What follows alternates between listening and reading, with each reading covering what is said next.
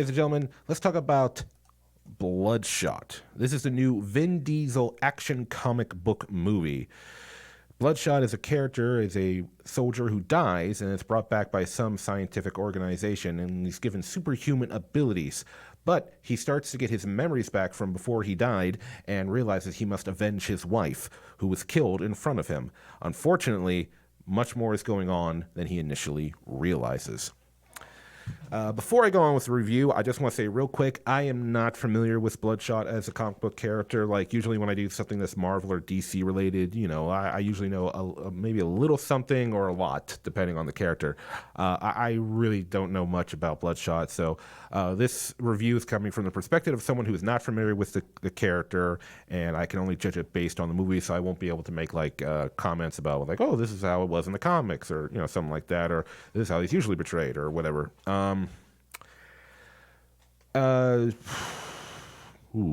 Yeah. But anyway, it's so please take that. If anyone is familiar with the comic book character, and you're more or just Image Comics in general, that's where Bloodshot comes from, Image Comics. Please let me know down in the comments, what you know about the character, and if you've seen the movie, what you thought. But here goes. My review. This is not going to be a very long review because I'm going to have trouble saying a lot about this film. And I don't mean I'm going to have trouble saying things about it because it's very complicated and layered and so three-dimensional that there's so much to go over that I can't even begin to analyze it. No, it is a very, very generic film, unfortunately. I'm not sure what much to say about it.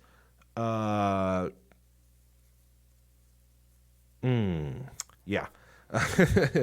Well, let's start off with the main character himself, Ray Garrison, a.k.a. Bloodshot. Once again, he's played by Vin Diesel, who's no stranger to the comic book universe. We all know he's Groot in the Guardians of the Galaxy films. And basically at this point, the Fast and Furious films are comic book movies because they do superhuman things in these movies. I mean, hell, in the Hobbs and Shaw spinoff film with The Rock and Jason Statham, I was just talking about this with a friend after I saw the movie tonight. The Rock's in that movie, he holds down a helicopter from flying away just with his bare strength alone. I'm like, I mean, there's a little bit of a minor pulley situation, but no, that's not humanly possible. And Vin Diesel just is whooping everybody's ass in these movies, and he's like flipping and running cars off ramps in ways there's no way. And it's an action film. It's an action film with cars, and there's some suspense of disbelief. But the Fast and Furious franchise, they're just superhumans at this point. Anyway, I'm avoiding talking about Bloodshot, aren't I? But anyway, Bloodshot in this movie is a soldier who he's killed, and like I said, he's brought back by this scientist who has made it a habit of rebuilding other wounded soldiers. He meets a few other characters that are former soldiers from various parts of the military, but he's the most unique one. He is the tip-top technology here, where some of the other wounded soldiers who have been rebuilt have cybernetic arms, legs, other appendages. His thing is his entire body has been filled with nanomachines, tiny little robots that are the size of cells, and these machines give him everything from super strength. He can tap into technology, servers and mainframes, stuff like that. And of course, the ability that they show off the most is his ability to regenerate. If he gets wounded, shot, stabbed, blown up, these machines will put him back together.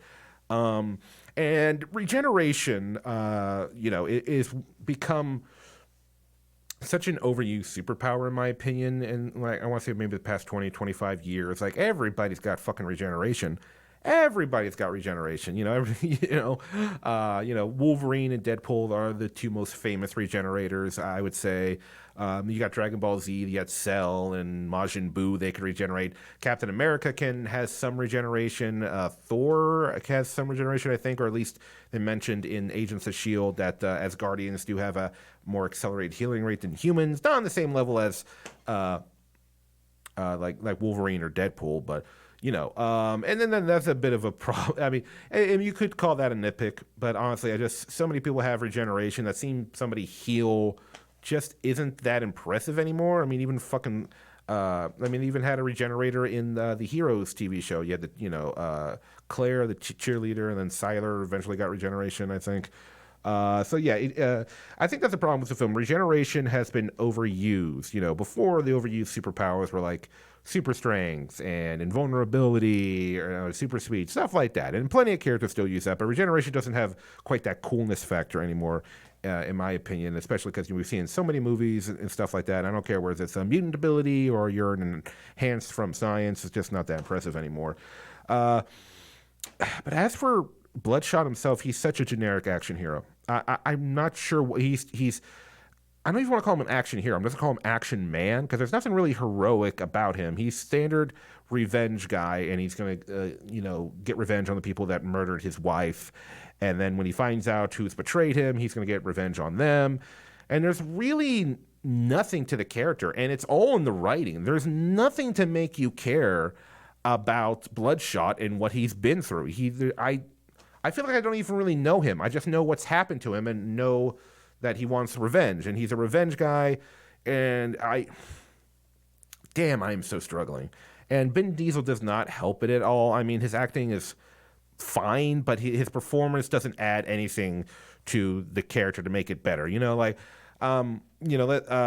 in Thor Ragnarok, and I've said it before, I think Thor Ragnarok is a bit of an overrated film. But what I will give credit to is, what's her name? Who played Hela? Damn it. Kate Blanchett. There we go. Kate Blanchett is a fantastic actress, right? And her character, Hela, in Thor Ragnarok, the villain, when you really think about Hela, she's just a female Loki. I don't know how Hela is in the comics, but in the movie they just presented her like she's an Asgardian, she's Odin's child that is evil and thinks they deserve to be on the throne, and they want to take over Asgard. They have green in their costume, and they have a headpiece with horns on it. When you break it down, Hela's just a Loki clone. She's really no different than Loki was at the beginning of his in the first few movies, first couple movies, especially after Avengers when he was a straight up villain. But Tom Hiddleston made Loki fun because he's a very charming, charismatic, and it's fun in performance. Kate Blanchett was the same way. She made Hela a lot better than honestly what she was on paper because Kate Blanchett was like kind of having fun with the character, hamming it up a little bit, and she could be intimidating with her gaze and all that stuff. She makes the character better than the character really is, in my opinion. But Vin Diesel doesn't do this with Bloodshot. He adds nothing to the character to make the character really stand out. Like, you can somewhat save a poorly written character with a good performance, but Vin Diesel, and I don't know if it's the directing that's holding him back or whatever, but there's nothing to Bloodshot. And that's a big problem for any movie when your main character is uninteresting and you don't care about them. You can't relate to them or anything. It's just, it's once again, I don't know how it is in the comics. I don't know what Bloodshot's story is. But I hope it was handled better in the comics because we've seen plenty of revenge stories before in the past, but it doesn't mean that you still can't make good revenge stories. John Wick has proven that. Those are revenge movies, and I don't know what else to say about Bloodshot. I guess wow. Let's talk about some of the other characters.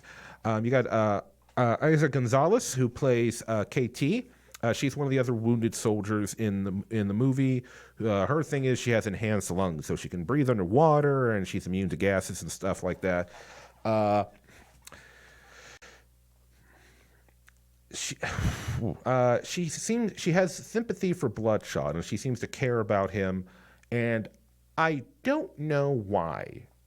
She has no reason to go again. I mean, here's the thing. I think her motivations don't make sense. Like, they have a common enemy in the film, KT and Bloodshot, and and eventually, it's in their common interest to defeat this enemy. But KT's motivation seems to be that she cares about Bloodshot, and I do not know why. I just genuinely don't know why. They have this one scene together to form like a friendship or bond, and it's just, no, that's not enough. It's just like there really wasn't anything about this to make me believe that they had formed some bond where she cares about him. And that's a big part of the film. All the characters are just so poorly developed. I don't get it. Like, there's this one other character called was it Jimmy? Yeah, Jimmy. He's one of the other wounded soldiers that has been enhanced with cybernetics, and he's the dick of the group, and he's just a dick for the sake of being a dick. But he's not even a cool. He's not even. He's not fun or interesting or intimidating or he's just generic, and that's I hate to keep using that word, but I know bland. It's oh my god, it's so. I mean, woohoo! You have Guy Pearce, who's the scientist of the film. That he's the one who created the technology for all these enhanced soldiers, and he's the one who brought Bloodshot back. Guy Pearce is a good actor, but once again, I'm like he's just standard, and I'm so struggling on what to fucking say about this movie. But there's nothing there. There's nothing. It is man, it's. It's like I'm eating. It's like I'm eating a steak that wasn't seasoned. It's just and wasn't it was cooked too long. It's just what is this? I'm having so much trouble saying. And you know what might have helped the film a little bit for all the people who are not familiar with the Bloodshot comics and they don't know anything about the character. They reveal in the trailer the twist, which the twist is like the people who brought him back to life are actually been using him to assassinate people that are that are a threat to them, and he doesn't know that. They program his mind to think each one of these people is the person who killed his wife. And after he does it, after he kills the person, they shut him down and restart the charade all over again, give him a different memory of a new person for him to kill. And if they'd saved that, not revealing the trailer, it might have helped the film a tiny bit, but I really mean just a tiny bit, because there's nothing salvageable. It's so bland, generic. I'm really struggling to find out what else to say here. The person who directed this film is Dave Wilson, who's done a lot of visual effects, from everything for video games to he's even did visual effects for Avengers and stuff like that. Directing, this is his first directing, except for an episode of Love, Death, and Robots, which is a Netflix series. But yeah, he's worked on visual effects for video games such as Mass Effect, Halo, Star Wars games, BioShock. So I don't know why he was given the director's seat in this. I mean, I guess because the episode of Love, Death, and Robots he directed, it was just last year. So, but I'm guessing the studio, which it was Columbia, which is owned by Sony, maybe. Oh, wait, right, it's technically a Sony film, right? I don't know. I guess they didn't have a lot of faith in this film. I don't know. I'm really struggling what else to say about this. I mean, I could go into a few other things. The action was fine. Few cool moments because Bloodshot can't be killed, so he he can have explosions go off around him, not worry about the damage because he'll just get back up. But one thing that really made the action suck was overuse of slow-mo. I can't remember a single action sequence in this movie that did not utilize slow-mo, except for one where Vin Diesel's killing people and they're not really focusing on the action. They're focusing on the scientists who are trying to control him. But so much slow-mo used in this film. It was just bad. I like fast-paced action, and I'm okay with slow-mo, but not used this much because then it slows things down. Oh, another thing, the pacing of the film. The pacing is awful. It's a drag. I'm like, what? I don't know. Okay. So we'll get into spoiler section in a minute here. But my recommendation, I do not recommend this movie. It's not like horrible. It's just like I said, so bland and basic and generic and by the numbers that it's boring. And sometimes that could be worse than being a bad film or being an irritating film. That is just boring. Or a film that like that's insulting. It's just it's not worth your money, ladies and gentlemen. Not even like matinee pricing. Whatever. I wouldn't even if you got like one of those local theaters that has like that special deal day where the tickets are super cheap and maybe you get like a free little popcorn. It's not even worth it on that kind of day. It's just not. I mean, it's something to like put on in the background if you're at home on your TV if it's playing on television or something.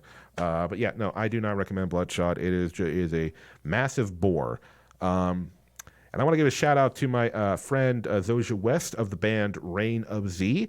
We were going to try to get her on for this episode to help me review it, and I'm so glad, Zoja. I'm so glad that you couldn't make it, that your schedule was too busy with work and the band, because I would have felt so bad having you watch this film. It is so boring. So Zoja, if you're out there, I'm glad you couldn't make it. It was such a boring thing. Oh my god. Hey everybody, hope you enjoyed that clip. If you want to see a full episode, I live stream every Thursday night on Facebook right after I see the movie, or you can tune in to the Revenge Online Radio Network every Friday morning at 9 a.m. If you enjoyed the show, please consider contributing to the Patreon, patreon.com/POVincent.